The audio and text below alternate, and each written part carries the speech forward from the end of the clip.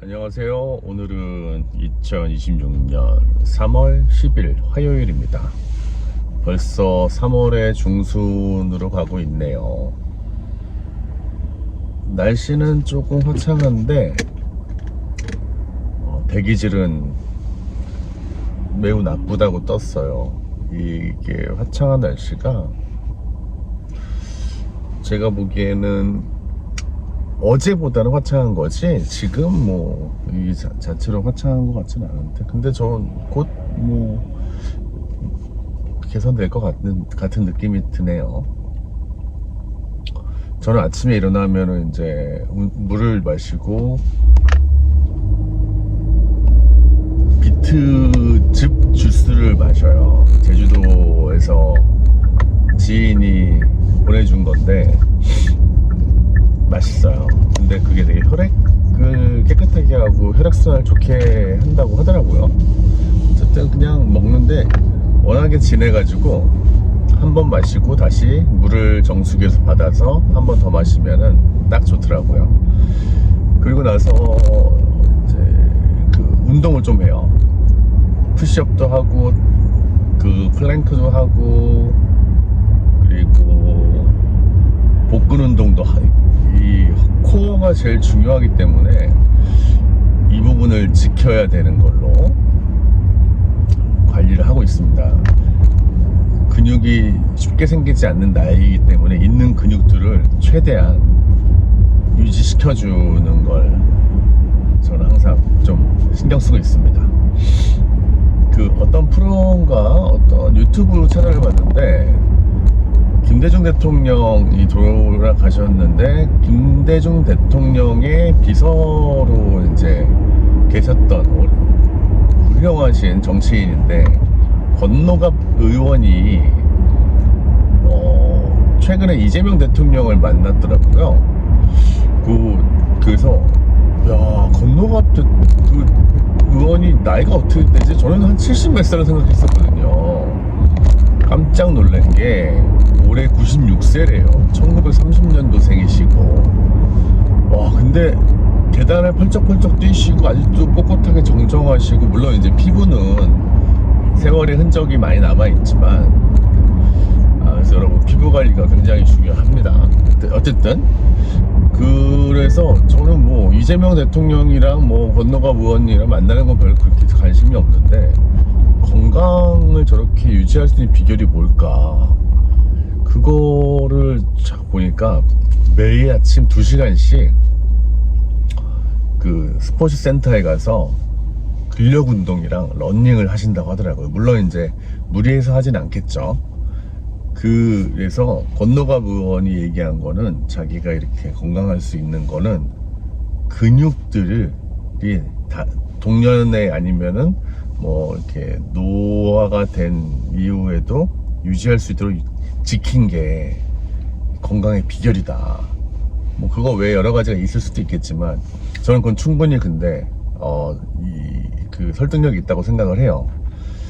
그래서 저도 힘들고 귀찮지만 그래도 복근 운동이나 이렇게 근육 운동, 엉덩이 근육, 하체 근육 이런 것들을 계속 유지시키려고 노력하는 게 앞으로를 위해서가 좀 있어요. 그리고 이제 아침에 또 경제 뉴스를 봐요. 머니투데이가 케이블 TV에서 하는데 제가 보기에는 그 방송이 제일 그 주식 시황이나 투자 지표를 객관적으로 잘 정리해주는 데이터들이 너무 이해하기 쉽게 잘 돼 있는 것 같아요. 사실 주식을 뭐 많이들 하시는데 그냥 주식만 한다고 해서 되는 게 아니잖아요. 경제 시황, 금리, 달러, 뭐 금값, 원자재값 등등 뭐 전쟁 상황 다 봐야 되는 거니까 그런 것들을 너무 잘 정리를 해줘서 머니투데이 그 MBN인가? 그 MBN 아니구나, 머니투데이인데요. 참 좋아요. 여러분들도 혹시 뭐 주식이나 이런 경제에 관심 있으신 분들이면 뭐 보시는 분들 계시겠지만 잘 아직 안 보셨다면 보시는 거 전 추천드려요. 그렇게 이제 보고 나면 출근을 하죠. 출근을 하고 출근하는 도중에 이렇게 제 아주 개인적인 그냥 토크를 하는 건데요. 토크도 아니죠. 나중에 뭐 제가 늘 말씀드린 것처럼 나중에 제가 언젠간 죽으니까 그때 저희 가족들이 저를 그리워할 수 있을 때 공감할 수 있는 거, 그리고 저와 비슷한 이제 액티브 시니어 분들이 어떻게 이렇게 삶을 살아갈 때 이런 경험들 공감할 수 있는 거. 또 하나는 다시 돌아온 탕자인 하나님 잘 거부했다가 잘 모르는 제가 다시 하나님 섬기면서 이렇게 저렇게 잘 좌충우돌 완전 그 지식이 거의 바닥인 제가 하나님을 계속 믿고 따르고 가는 거, 그런 거를 하려고 만든 거예요. 지금 주식시장이 경제 전문가들이 그러는데 거의 코인과 비슷하대요. 한치 앞을 알아볼 수 없다고 얘기를 하더라고요. 물론 이제 전쟁 상황도 있고, 한국의 주가가 너무 빠르게 6,300까지인가 올라가다 보니까 이 스피드라는 거는 환율과 여러 가지가 다 이제 봐야 되는데, 외국인 투자자들이나 기관 투자자들이 사실 끌어줘야지 개인 투자자들도 같이 움직이고 그렇잖아요. 근데 외국인과 기관 투자자들은 지금 달러가 높기 때문에 한국에서 이익을 보고 더 이상 돈을 한국에 이렇게 남겨두려 하지 않는 거죠. 왜냐면 원화 가치가 낮아졌으니까 그냥 달러 가치로만도 이익을 낼 수 있으면 다른 나라에 또 투자를 하러 돈을 빼겠죠. 근데 그렇게 돈을 빼는 거를 개인들이 다 이제 막아주고 있는 상황인데, 이게 물론 이제 삼성이나 하이닉스나 이런 반도체나 뭐 이런 2차전지 이런 쪽 시장이 좋으니까 가는데, 나머지 쪽들은 사실 생각보다 많이 막 뭐가 좀 좋아지고 있다 생각이 안 들거든요. 사실 저는 화장품 섹터에 있고 화장품 브랜드 사업과 수출을 하고 있는데, 생각보다 평가가 아직 그렇게 막 고평가되진 않았다고 생각이 들어요.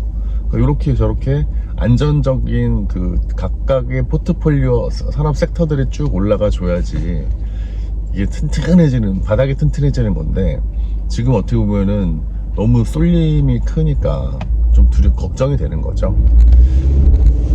그래서 조심들 하시면서 항상 전문가들 얘기 잘 들으시고요. 유튜버 이런 사람들 말고 그냥 기자들, 경제 전문지 아니면은 공영방송에서 해주는 이런 전문가들, 그런 걸 제가 추천을 드려요. 유튜브 같은 경우는 몇몇 훌륭한 사람도 있긴 한데 그런 분들 제외하고는 조심하시고요. 아무튼 제가 이제 저희 가족이 최근에 아파가지고 새벽에 119를 불러서 응급센터에 간 적이 있어요. 그러면서 저도 면회를 계속 가고 또 이제 위로를 해주려고 움직이고 있죠. 그러면서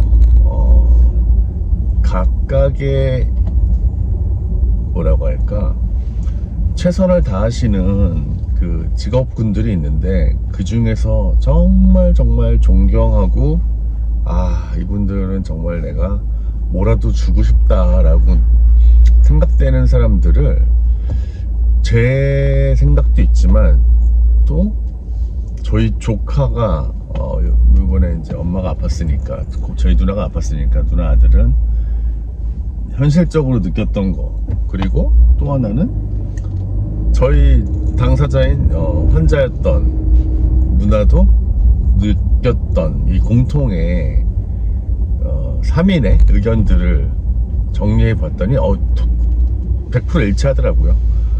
고마운 사람들에 대한 부분들이. 여튼 이제 그랬는데, 그 전에 저는 진짜 화가 났던 게, 이제 중환자실에 있다가 병실로 옮겼어요. 옮겼는데 뭐 하는 거야? 일반 병실로 이제 중환자실에서, 죄송해요. 앞에 원래 들어갈 수 있는 주차장이 너무 공사를 하는지 이렇게 우회를 시켜가지고, 여튼 일반 그건데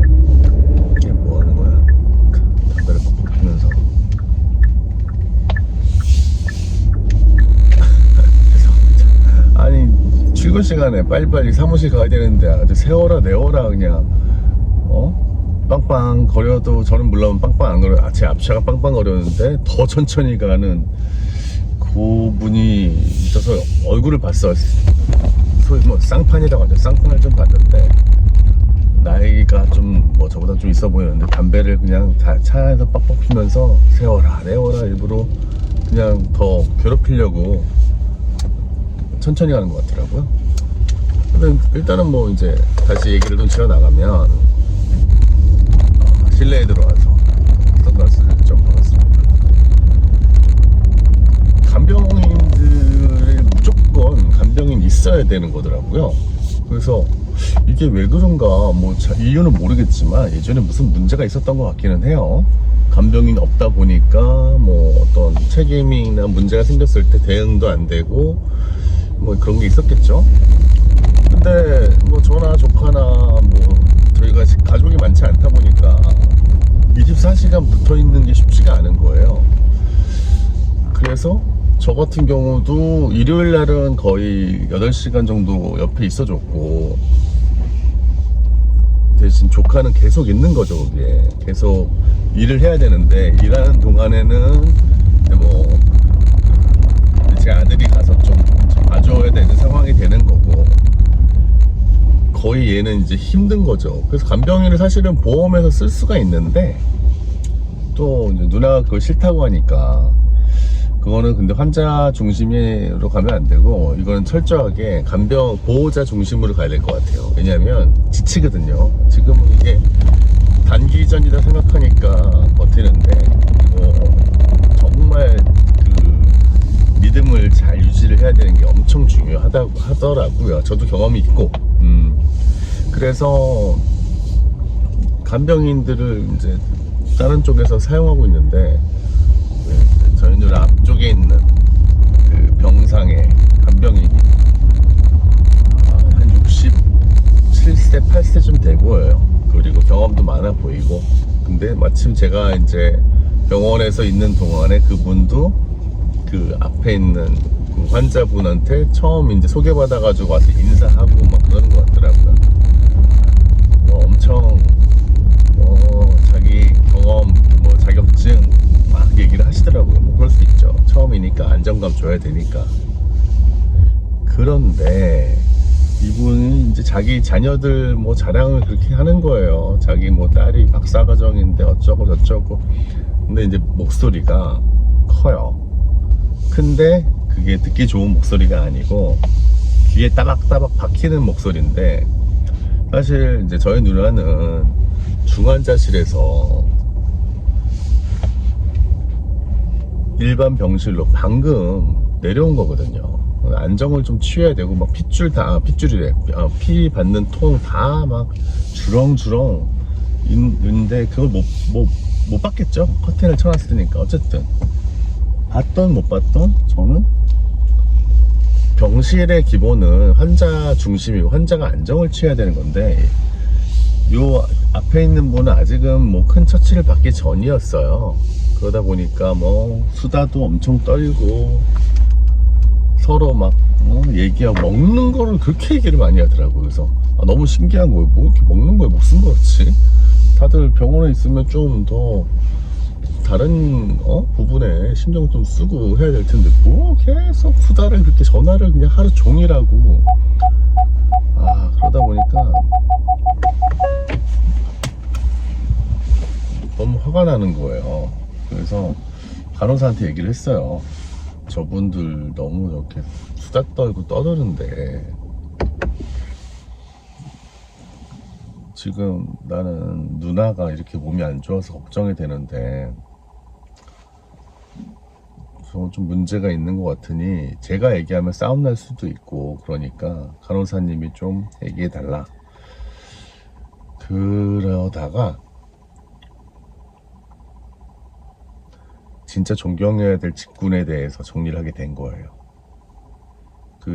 내가 중환자실에 있을 때는, 중환자실은 이게 멸균처럼 이렇게 완전 폐쇄된 데 있지만 대부분 이렇게 쫙 침상들이 한 100개 정도 있으면서 거기서 많은 환자들을 간호사님들이 다 케어를 하는데 긴장을 놓칠 수가 없잖아요. 근데 엄청 빠르고 엄청 친절하고 엄청 걱정해주고, 저도 느꼈지만 저희 누나도 너무 감동을 받은 거죠. 저희 조카도 그렇고. 아침에 출근하다가 사무실에 요금 900원이 결제되었습니다. 들어가느라고 끊겼네요.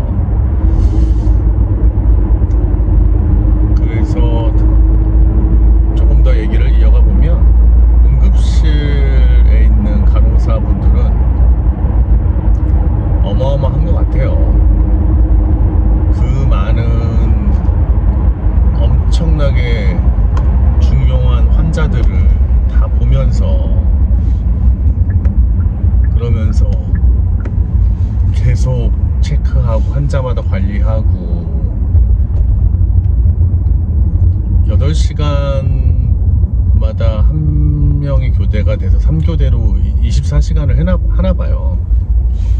근데 되게 지칠만도 한데 항상 사명감 있고 진심으로 하고, 그런 부분들을 환자도 알고 저와 같은 사람이야 면회를 하루에 잠깐 30분 보는데도 느껴지더라고요. 참 감사하고 존경하고 정말 멋있더라고요. 그래서 이제 그런 부분들을 보다가 일반 병동으로 이제 옮겼어요. 천만다행으로 어느 정도 몸이 좀 괜찮아져서 중환자실에서 일반 병동으로 이제 옮겼죠.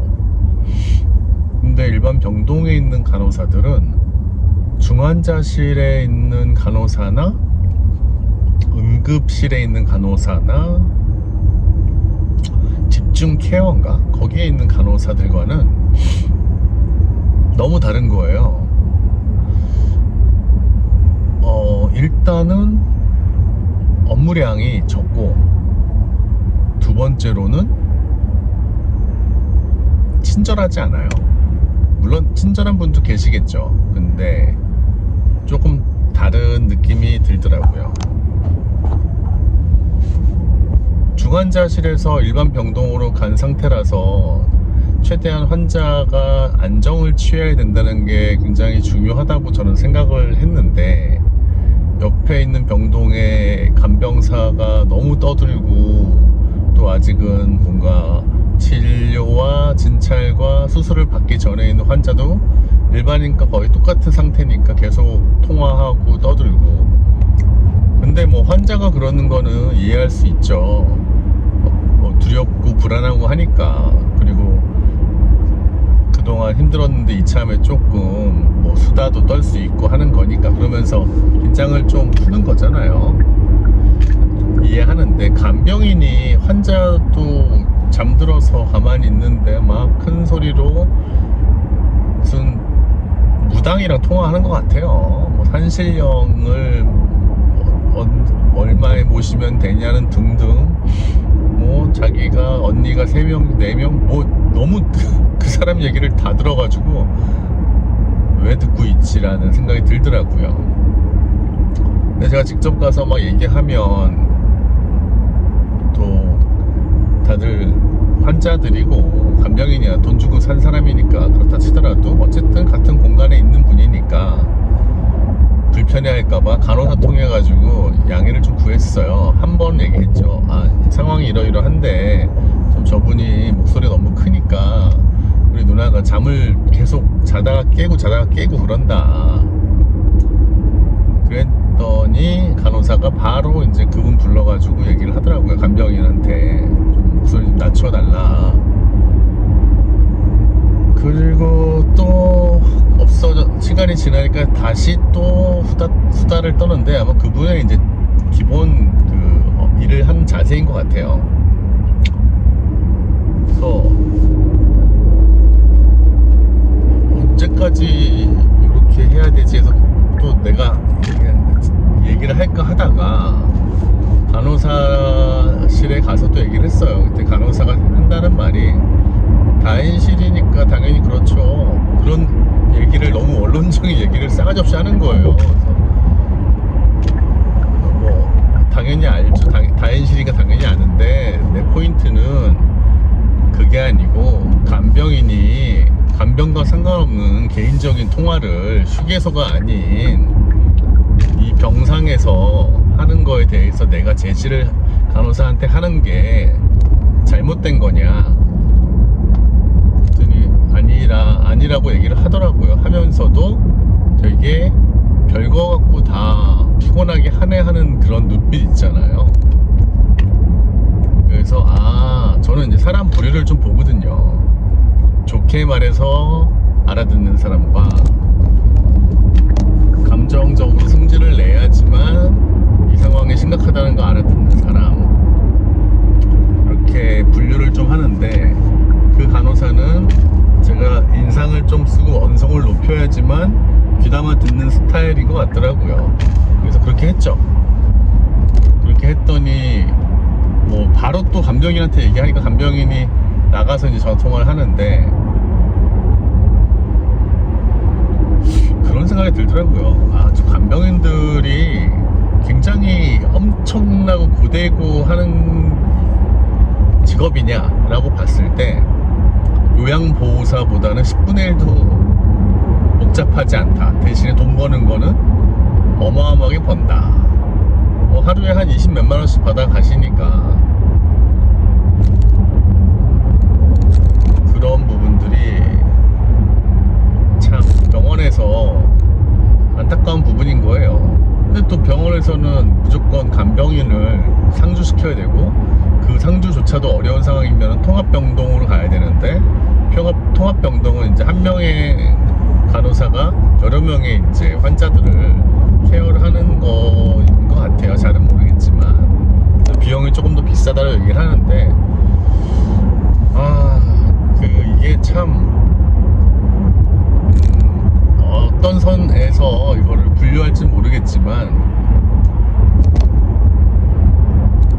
고민이 좀 되는 시스템인 것 같아요. 왜냐면 고스란히 부담을 해야 되잖아요. 간병인을 사용할 수 있어서 여력이 되는 사람들은 사람을 그 수다쟁이 할머니처럼 그런 간병인을 쓰면 되는 거고, 그게 여력이 안 되면 가족들이 돌면서 같이 교대로 해야 되는데, 요즘처럼 핵가족화되고 가족끼리 왕래도 별로 없어서 관계도가 높지 못한 이 현실에서는 그 또한 되게 불편한 상황이 되는 거죠. 그래서 뭐 이게 어떻게 정리가 되고 좋아지고 개선될지는 모르겠지만 조금은 현실적으로 봐야 되지 않나 생각이 좀 들어요.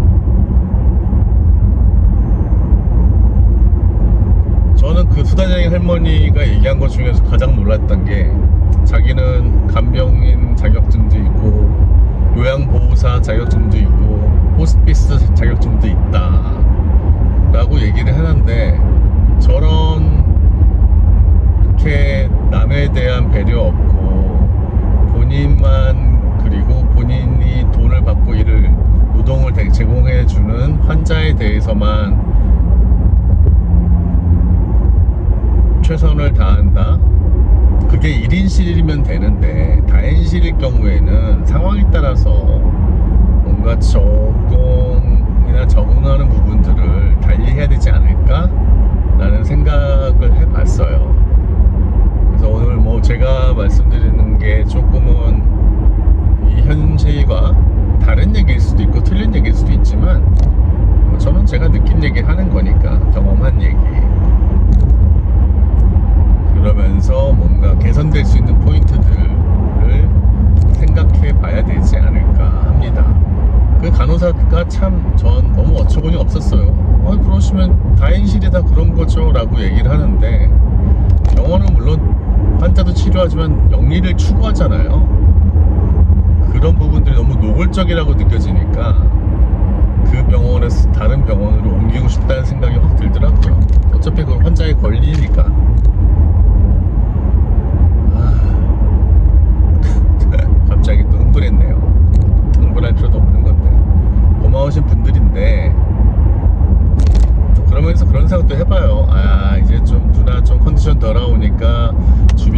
대해서 이런저런 불만들을 토로하나? 라는 제 자신에 대해서 되게 이 싸구려구나 나는 자꾸 그런 생각이 드는 거죠. 처음에 누나 아파서 막 힘들어할 때는 어떡하는지 하나님 도와주세요 뭐 할게요 해놓고서는 그러면 안 되는데 그쵸? 어떻게든 제가 마음을 잘 잡아보고 초심으로 돌아가 보도록 하겠습니다. 오늘 이제 거의 해가 많이 길어졌어요. 그래서 지금이 5시 한 20분쯤 되는 것 같은데 7시까지도 해가 사라지지 않는 것 같아요. 봄이죠, 봄. 이번 주가 지나면 꽃샘추위도 끝나가고